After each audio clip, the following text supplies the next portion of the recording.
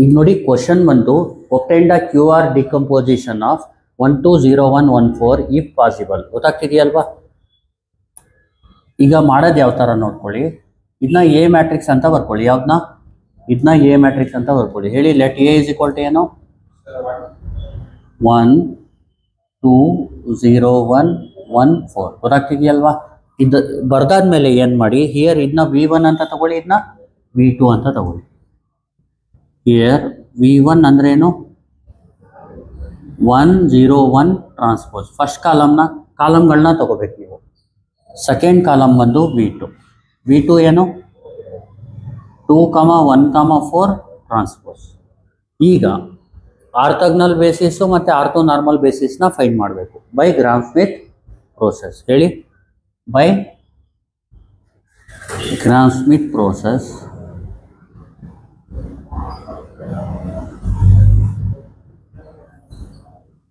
V have. ಇಲ್ಲಿ ಒಂದು ಕೇಳಿ, ಕ್ವಶನ್ ಅಲ್ಲಿ ಏನಂತ ಕೇಳಿದ್ದಾರೆ? Obtained the Q R decomposition if possible. ಗೊತ್ತಾಗ್ತಿದೆ ಏನಂತ ಕೇಳಿದ್ದಾರೆ? If possible. ಯಾಕೆ ಇಫ್ ಪಾಸಿಬಲ್ ಅಂತ ಕೊಟ್ಟಿದ್ದಾರೆ ಅಂದರೆ, ಇಲ್ಲಿ ನೋಡಿ, ಜ್ಞಾಪಕ ಇಟ್ಕೊಳ್ಳಿ, ಏನಾದರೂ ವೆಕ್ಟರ್ಸ್ ಇರುತ್ತೆ ಅಲ್ವಾ, ಅದೇನಾದರೂ ಲೀನಿಯರ್ಲಿ ಇಂಡಿಪೆಂಡೆಂಟ್ ಇಲ್ಲ ಅಂದರೆ, ಡಿಪೆಂಡೆಂಟ್ ಇದ್ದರೆ ಗ್ರಾಮ್ ಸ್ಮಿತ್ ಮಾಡೋಕ್ಕಾಗಲ್ಲ. ಗೊತ್ತಾಗ್ತಿದೆಯಲ್ವಾ? ಡಿಪೆಂಡೆಂಟ್ ಇಂಡಿಪೆಂಡೆಂಟ್ ಅಂದರೆ, ಈಗ ನೋಡಿ, ಇದನ್ನ ಇದ್ರ ಪ್ರಕಾರ ಬರೆಯೋಕ್ಕಾಗಲ್ಲ. ಎಕ್ಸಾಂಪಲ್ ಇಲ್ಲಿ ಇದು V1 ಅಂದ್ಕೊಳ್ಳಿ, ಇದು V2ನ 2 ಟೈಮ್ಸ್ V1 3 ಟೈಮ್ಸ್ V1 ಆ ಥರ ಬರೆಯೋಕ್ಕಾಗಲ್ಲ. V1ನ V2 ಥರ ಬರೆಯೋಕ್ಕಾಗಲ್ಲ. 1/2 V1 1/2 V1ನ 1/2 V2 1/3 V2 3 V2 4 V2 ಅಂದರೆ ಲೀನಿಯರ್ ಕಾಂಬಿನೇಷನಲ್ಲಿ ಬರೆಯೋಕ್ಕಾಗಲ್ಲ. ಅದಕ್ಕೆ ಲೀನಿಯರ್ಲಿ ನಾವೇನಂತೀವಿ? ಇಂಡಿಪೆಂಡೆಂಟ್. ಬರೆಯೋಕ್ಕಾದ್ರೆ ಡಿಪೆಂಡೆಂಟ್ ಇದ್ರೆ ಗ್ರಾಮ್ ಸ್ಮಿತ್ ಬರಲ್ಲ. ಗೊತ್ತಾಗ್ತಿದೆಯಲ್ವಾ? ಅದಕ್ಕೆ ಅವ್ರು ಏನಂತ ಹೇಳ್ತಾ ಇದ್ದಾರೆ ಅಂದರೆ, ಇಫ್ ಪಾಸಿಬಲ್ ಅಂದರೆ ಇದು ಲೀನಿಯರ್ಲಿ ಇಂಡಿಪೆಂಡೆಂಟ್ ಇದ್ರೆ ಬರುತ್ತೆ, ಇಲ್ಲಾಂದರೆ ಇಲ್ಲ. ಅದು ಬರ್ತಾ ಇಲ್ಲ ಅಂದರೆ ಲೀನಿಯರ್ಲಿ ಡಿಪೆಂಡೆಂಟ್ ಇದೆ ಅಂತ. ಜಾಸ್ತಿ ತಲೆ ಕೆಡ್ಸ್ಕೊಬೇಡಿ. ಈಗ ಮಾಮೂಲಿ ಮಾಡ್ಕೊಂಡು ಹೋಗಿ. ಈಗ W1 ಮಾಡಿ. ಈಗ W1 ಏನು ಅಂದರೆ, ಆ್ಯಕ್ಚುಲ್ ಆಗಿ ಬೇಸಿಸ್ ಅಂದ್ರೇನೆ ಲೀನಿಯರ್ಲಿ ಇಂಡಿಪೆಂಡೆಂಟ್ ವೆಕ್ಟರ್ಸ್. ಗೊತ್ತಾಗ್ತಿದೆಯಲ್ವಾ? ಈಗ ಆರ್ಥೋಗೋನಲ್ ಬೇಸಿಸ್ ಅಂದ್ರೇನು? ನೀವು 3 ವೆಕ್ಟರ್ ಸಿಗುತ್ತೆ, ಅದರಲ್ಲಿ 3 ವೆಕ್ಟರು ಲೀನಿಯರ್ಲಿ ಇಂಡಿಪೆಂಡೆಂಟ್ ಇರುತ್ತೆ, ಮತ್ತು ಆ 3 ವೆಕ್ಟರು ಇಂಡಿವಿಜುವಲ್ ಡಾಟ್ ಪ್ರಾಡಕ್ಟ್ ಮಾಡಿದ್ರೆ ಆನ್ಸರ್ ಏನು ಬರುತ್ತೆ? 1. ಆ ಥರ ಆರ್ಥೋ ನಾರ್ಮಲ್ ಇರಲಿ, ಆರ್ಥೋಗೋನಲ್ ಇರಲಿ. ಗೊತ್ತಾಗ್ತಿದೆಯಲ್ವಾ? ಎಲ್ಲ ವೆಕ್ಟರ್ಸು ಲೀನಿಯರ್ಲಿ ಇಂಡಿಪೆಂಡೆಂಟೇ ಆಗಿರುತ್ತೆ. ಗೊತ್ತಾಗ್ತಿದೆಯಲ್ವಾ? ಈಗ ಇದು V1 V2 ಅದೆಲ್ಲ ತಲೆ ಕೆಡಿಸ್ಕೊಬೇಡಿ. ಈ ಕ್ವಶನ್ಗೆ ಆನ್ಸರ್ ಬರೆಯೋದು ಯಾವ ಥರ ನೋಡ್ಕೊಳ್ಳಿ. ಫಸ್ಟು W1 ಅಂದರೆ V1 ಅಂದ್ರೇನು? 1 0 1 ಟ್ರಾನ್ಸ್ಪೋಸ್. ನೆಕ್ಸ್ಟು W2 ಅಂದರೆ V2 minus projection of V2 on V1 ಅಂದರೆ inner product between V2 and V1 divided by inner product between V2 and W1 divided by inner product between W and W1 into W1. ಇಲ್ಲೇನು ಮಾಡಬೇಕು? W2 ಅಂದರೆ V2 ಅಂದರೆ ಏನು? ಇದು V2 2 1 4 minus ಇದು V2 W1 ಅಂದರೆ ಇದನ್ನ ಮಲ್ಟಿಪ್ಲೈ ಮಾಡಿ. ಇದು V2 ಇದು W1. 2 ಇಂಟು 1 ಏನು? 2 ಪ್ಲಸ್ 1 ಇಂಟು 0 ಏನು? 0 ಪ್ಲಸ್ 4 ಇಂಟು 1 ಏನು? 4. ಆಮೇಲೆ W1 ಅಂದರೆ ಇನ್ನೊಂದು W1 ಬರ್ಕೊಳ್ಳಿ ಬೇಕಿದ್ರೆ. 1 into 1 1 plus 0 into 0 0 plus 1 into 1 1 into W1 ಅಂದರೆ 1 0 1 ಟ್ರಾನ್ಸ್ಪೋಸ್. ನೋಡಿ, ಇದು ಈಸಿ ಇದೆ ಪ್ರಾಬ್ಲಮ್. ಡೈರೆಕ್ಟಾಗಿ ಬೇಕಾದರೂ ಮಾಡಿ. 6/2 ಅಂದರೆ 3, 2 - 3 ಅಂದರೆ -1, ಆಮೇಲೆ 1 - 0 ಅಂದರೆ 1, 4 - 3 ಅಂದರೆ 1, -1 1 1 ಬರುತ್ತೆ. ನಾನು ಮಾಮೂಲಿ ನಿಮಗೆ ಕ್ಯಾಲ್ಸಿಲಿ ಹೆಂಗೆ ಹೇಳಿದ್ದೆ ಹಂಗೆ ಮಾಡಿಕೊಡ್ತೀನಿ. ನೀವು ಮಾಡೋದಿದ್ರೆ ಡೈರೆಕ್ಟಾಗೆ ಮಾಡಿ. ಈಗ ಕ್ಯಾಲ್ಸಿಲ್ ಮಾಡೋದು ಯಾವ ಥರ ನೋಡಿ. ಆಲ್ಫಾ ಎ ಮೈನಸ್ ಡಿವೈಡ್ ಹೊಡ್ಕೊಳ್ಳಿ, ಬ್ರಾಕೆಟ್ ಓಪನ್, 2 + 0 + 4 ಕ್ಲೋಸ್, ಆಮೇಲೆ ಓಪನ್ ಬ್ರಾಕೆಟ್, 1 + 0 + 1 ಕ್ಲೋಸ್ ಬ್ರಾಕೆಟ್. ಈ ಕಡೆ ಬಂದು ಬಿ ಹೊಡೀರಿ, ಆಲ್ಫಾ ಬಿ. ಕ್ಯಾಲ್ಕುಲೇಟ್. ಎ ಅಂದರೆ 2, ಆಮೇಲೆ 1 ಫಸ್ಟ್ ಕಾಲಮ್ ಹೊಡಿಬೇಕು, ಫಸ್ಟ್ ಎಲಿಮೆಂಟ್ ಹೊಡಿಬೇಕು. -1 ಬರುತ್ತೆ, ಇಲ್ಲಿ ಬರೆದ್ಬಿಡ್ತೀನಿ. -1 ಕಾಮ, ಈಗ ಸೆಕೆಂಡ್ ಎಲಿಮೆಂಟು 1 ಮತ್ತು 0, 1 0. 1, ನೆಕ್ಸ್ಟು ಥರ್ಡ್ ಎಲಿಮೆಂಟ್ 4 ಮತ್ತು 1, 4 ಮತ್ತು 1, 1 -1 1 1 ಮುಗೀತದು. W2 ಸಿಕ್ಕಿದ ಮೇಲೆ W3 ಫೈಂಡ್ ಮಾಡೋದು ಬೇಕಾಗಿಲ್ಲ, ಯಾಕಂದರೆ ಇಲ್ಲಿ ಕೊಟ್ಟಿರೋದೇ V1 V2. ನೆಕ್ಸ್ಟ್ U1ನ ಫೈಂಡ್ ಮಾಡಬೇಕು. U1ಗೆ formula 1/magnitude of W1 into W1. ಇಲ್ಲಿ W1 ಫಸ್ಟ್ ಬರ್ಕೊಳ್ಳಿ. W1 ಅಂದ್ರೇನು? 1 0 1. 1/magnitude of W1 ಅಂದರೆ ರೂಟ್ ಆಫ್ ಇದನ್ನ ಸ್ಕ್ವೇರ್ ಮಾಡಿ ಆ್ಯಡ್ ಮಾಡಬೇಕು. ಇದಂದರೆ ಮಾಮೂಲಿ ಮ್ಯಾಗ್ನಿಟ್ಯೂಡ್ ಆಫ್ W1ಗೆ ನಾನೇನಂದರೆ ನಿಮಗೆ ರೂಟ್ ಆಫ್ ಈ ಥರ ಟೈಪ್ ಮಾಡ್ಕೊಳ್ಳಿ. ಇಲ್ಲಿ V1ಅಲ್ಲಿ 3 ಎಲಿಮೆಂಟು ಇದ್ದರೆ V1 V2ಲಿ 3 ಹೊಡೀರಿ. 2 ಇದ್ದರೆ A² + B², 4 ಇದ್ದರೆ A² + B² + C² + D². Normal ಹೆಂಗೆ ಮಾಡ್ತಿದ್ದೆ ಪ್ರಾಬ್ಲಮ್ ಆ ಥರ ಮಾಡ್ತೀನಿ ನಾನು. ನೀವು ಡೈರೆಕ್ಟ್ ಬೇಕಾದರೂ ಮಾಡ್ಕೊಳ್ಳಿ. ರೂಟ್ ಆಫ್ ಹೇಳಿ A² + B² + C².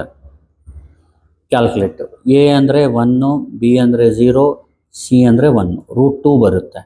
1/√2 1/√2 101 ಅಂದರೆ ಮಲ್ಟಿಪ್ಲೈ ಮಾಡಿ. 1/√2 × 1 ಅಂದ್ರೇನು?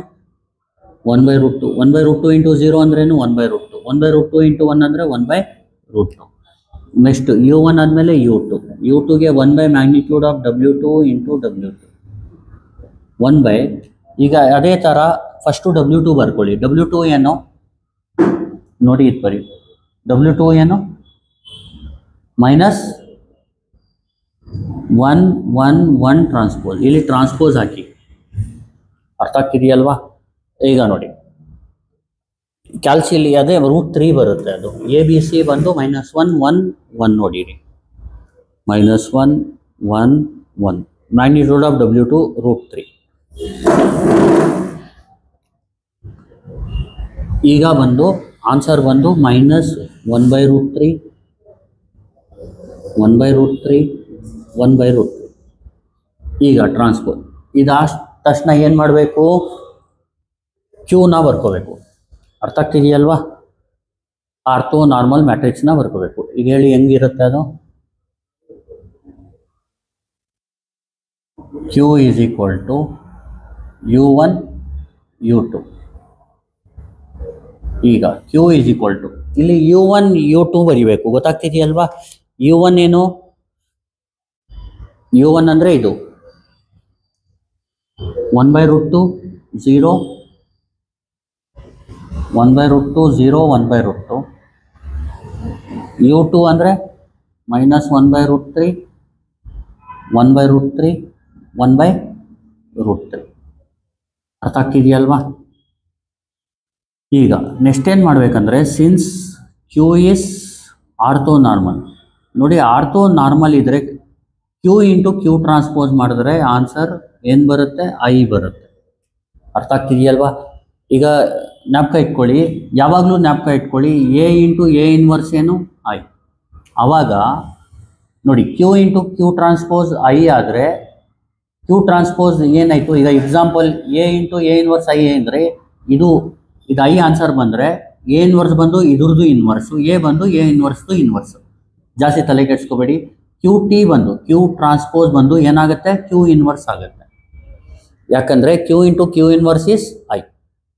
ಜಾಸ್ತಿ ತಲೆ ಕೆಡಿಸ್ಕೋಬೇಡಿ. Therefore A = QR implies. ಈಗ ನೋಡಿ R ಅಂದರೆ Q ಆ ಕಡೆ ಹೋದರೆ Q ಇನ್ವರ್ಸ್ ಆಗುತ್ತೆ. Q ಇನ್ವರ್ಸ್ ಅಂದ್ರೆ ಏನು? Q transpose. Q transpose × A. Since Q × Q transpose = I, R = Q transpose × A ಆಗುತ್ತೆ ಅಂತ. ಯಾಕಂದರೆ ಇಲ್ಲಿ ನೋಡಿ R = Q ಈ ಕಡೆ ಹೋದರೆ Q ಇನ್ವರ್ಸ್ ಆಗುತ್ತೆ. But what is Q inverse? Q transpose. ಅದಕ್ಕೆ R = Q ಟ್ರಾನ್ಸ್ಪೋಸ್ × I ಗೊತ್ತು. A sorry Q transpose × A. Duster ಇಲ್ಲಿ ಜಾಸ್ತಿ ತಲೆಗೆಡ್ಸ್ಕೋಬೇಡಿ. ಇದೆಲ್ಲ ಏನು ಬರೆಯೋಕ್ಕೆ ಹೋಗಬೇಡಿ. ಇದು ಬರೀರಿ ನೀಟಾಗಿ. ಏನಂತ ಬರೀಬೇಕು? Since Q is ortho normal, Q × Q transpose is I, therefore A = QR implies R = Q transpose × I. A. therefore R ಅಂದರೆ ಈಗ ಫೈಂಡ್ ಮಾಡೋಣ. R ಅಂದರೆ Q ಟ್ರಾನ್ಸ್ಪೋಸ್ ಅಂದ್ರೆ ಏನು?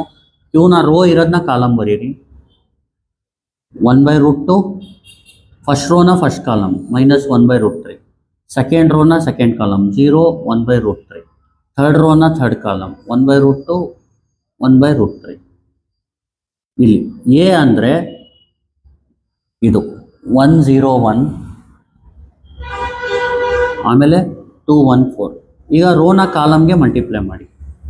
Row column multiplication, matrix multiplication ಮಾಡೋದು ಯಾವ ಥರ, ರೋನ ಕಾಲಮ್, ರೋ ಎಲಿಮೆಂಟ್ಸ್ನ ಕಾಲಮ್ ಎಲಿಮೆಂಟ್ಸ್ಗೆ ಮಲ್ಟಿಪ್ಲೈ ಮಾಡಬೇಕು. ನೋಡಿ ಇದನ್ನ ಇದಕ್ಕೆ.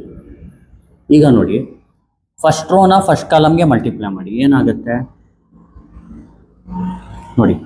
1/√2 ಇಂಟು 1 ಅಂದರೆ 1/√2 ಪ್ಲಸ್, ನೋಡಿ ಇಲ್ಲಿ ಬರ್ಬಿಡ್ತೀನಿ, 1/√2 ಪ್ಲಸ್ 0 ಇಂಟು 0 ಅಂದರೆ 0. ಪೆನ್ಸಿಲಲ್ಲಿ ಈ ಥರ ಬರ್ಕೊಳ್ಳಿ. 1/√2 ಇಂಟು 1/√2 ಅಂದರೆ 1/√2. ಇದೇನಾಗುತ್ತೆ 2/√2 ಆಗುತ್ತೆ. ಏನಾಗುತ್ತೆ 2/√2 ಅಥವಾ √2 ಬರ್ಕೋಬೋದು. 2/√2ನ ಏನಂತ ಬರಿಬೋದು, √2 ಅಂತ ಬರಿಬೋದು. ಈಗ ಫಸ್ಟ್ ಎಲಿಮೆಂಟ್ ಆಯಿತು. First row second column. ಈಗ 1/√2 ಇಂಟು 2 ಅಂದರೆ 2/√2 ಪ್ಲಸ್ 0 ಇಂಟು 1 ಅಂದರೆ 0 ಪ್ಲಸ್ 1/√2 ಇಂಟು 4/√2 ಅಂದರೆ 4/√2 ಅಂದರೆ 6/√2. ಗೊತ್ತಾಗ್ತಿದೆಯಲ್ವಾ? ಇದನ್ನ 2/√2ನೇ ಬರೀರಿ, ಬರೀ √2 ಬರೆದ್ರು ಏನೂ ಪ್ರಾಬ್ಲಮ್ ಇಲ್ಲ. 6/√2 ಆಯಿತು. Next second row first column. ಈಗ -1/√3 ಇಂಟು 1 ಅಂದರೆ -1/√3 ಪ್ಲಸ್ 1/√3 ಇಂಟು 0 ಅಂದರೆ 0 ಪ್ಲಸ್ 1/√3 ಇಂಟು 1 ಅಂದರೆ 1/√3. ಈ ಎಲಿಮೆಂಟ್ ಏನಾಗುತ್ತೆ, ಇದು ಕ್ಯಾನ್ಸಲ್ ಆಗಿ 0 ಆಗುತ್ತೆ. ಈ ಎಲಿಮೆಂಟ್ 0. ನೆಕ್ಸ್ಟ್ ಸೆಕೆಂಡ್ ರೋಲಿ ಬರೀಬೇಕು. ಗೊತ್ತಾಗ್ತಿದೆಯಲ್ಲ, ಯಾಕಂದರೆ second row first column element ಬರೋದು ಇಲ್ಲಿ. Next second row second column ನೋಡಿ, -1/√3 ಇಂಟು 2 ಅಂದರೆ -2/√3, 1/√3 ಇಂಟು 1/√3 ಅಂದರೆ 1/√3 ಪ್ಲಸ್ 1/√3 ಇಂಟು 4/√3 ಅಂದರೆ 4/√3. ಗೊತ್ತಾಗ 4 ಅಂದರೆ 4/√3 ಎಷ್ಟಾಗುತ್ತೆ, 4 + 1 5, 3/√3 ಬರುತ್ತೆ. 3/√3 ಅರ್ಥ ಆಗ್ತಿದೆಯಲ್ವಾ? ಇದೇ ಆನ್ಸರ್. ಗೊತ್ತಾಗ್ತಿದೆಯಲ್ವಾ? ಏನು ಬಂತು, 6 ಅಪ್ಪರ್ ಟ್ರಯಾಂಗುಲರ್ ಮ್ಯಾಟ್ರಿಕ್ಸ್. ಗೊತ್ತಾಗ್ತಿದೆಯಲ್ವಾ? ಇದನ್ನ ಬೇಕಿದ್ರೆ ನೀವು 6/√2ನ ಏನಂತ ಬರಿಬೋದು, 6/√2ನ ಈ ಥರ ಬರ್ಕೊಳ್ಳಿ, 2 ಇಂಟು 3/√2. ಅಥವಾ 2ನ ಏನಂತ ಬರಿಬೋದು, √2 ಇಂಟು √2 ಇಂಟು 3/√2. √2 ಕ್ಯಾನ್ಸಲ್ ಆದರೆ 3√2. 6/√2ನ 3√2 ಅಂತ ಬರಿಬೋದು. ಅರ್ಥ ಆಗ್ತಿದೆಯಲ್ವಾ? ಅದೇ ಥರ 2/√2ನ √2 ಅಂತ ಬರಿಬೋದು. ನೋಡಿ 2/√2 ಅಂದರೆ 2ನ ಯಾವ ಥರ ಬರಿಬೋದು, √2 ಇಂಟು √2 ಡಿವೈಡ್/√2. ಇದು ಕ್ಯಾನ್ಸಲ್ ಆದರೆ √2. 3/√3ನ √3 ಇಂಟು √3/√3. ಇದು ಕ್ಯಾನ್ಸಲ್ ಆದರೆ √3. ಈ ಥರ ಬೇಕಿದ್ರೆ ಆನ್ಸರ್ಸ್ಗಳನ್ನ ಬರಿಬೋದು ಅಥವಾ ಇಲ್ಲಿಗೆ ಸ್ಟಾಪ್ ಮಾಡ್ಬೋದು. ಈಗ ನೋಡಿ 2/√2ನ ಏನಂತ ಬರಿಬೇಕು, √2. 6/√2ನ 3√2, 0 √3. ಇದು ಅಪ್ಪರ್ ಟ್ರಯಾಂಗಲ್ 6. ನೋಡಿ ಕ್ಯೂ ಮತ್ತು ಆರ್ನ ಮಲ್ಟಿಪ್ಲೈ ಮಾಡಿದ್ರೆ ಅರ್ಥ ಆಗ್ತಿದೆಯಲ್ವಾ? ನಮ್ಗೆ ಏನು ಸಿಗುತ್ತೆ, ಎ ಸಿಗುತ್ತೆ. ಕ್ಯೂ ಎಲ್ಲಿದೆ, ಇದು ಕ್ಯೂ, ಇದು ಆರ್ನ ಮಲ್ಟಿಪ್ಲೈ ಮಾಡಿದ್ರೆ ಎ ಸಿಗುತ್ತೆ. ಗೊತ್ತಾಗ್ತಿದೆಯಲ್ವಾ? ಈಗೇನು ಮಲ್ಟಿಪ್ಲೈ ಏನು ಮಾಡೋದು ಬೇಕಾಗಿಲ್ಲ, ಆರ್ ಫೈಂಡ್ ಮಾಡಿಬಿಟ್ರೆ ಸಾಕು ಅಷ್ಟೇ. ಕ್ಯೂ ಆರ್ ಡಿಕಂಪೋಸಿಷನ್ ಅಂದರೆ ಒಂದು ಕ್ಯೂನ ಫೈಂಡ್ ಮಾಡಬೇಕು, ಇನ್ನೊಂದು ಆರ್ನ ಫೈಂಡ್ ಮಾಡಬೇಕು. ಇದು ರಬ್ ಮಾಡ್ಬಿಡ್ತೀನಿ.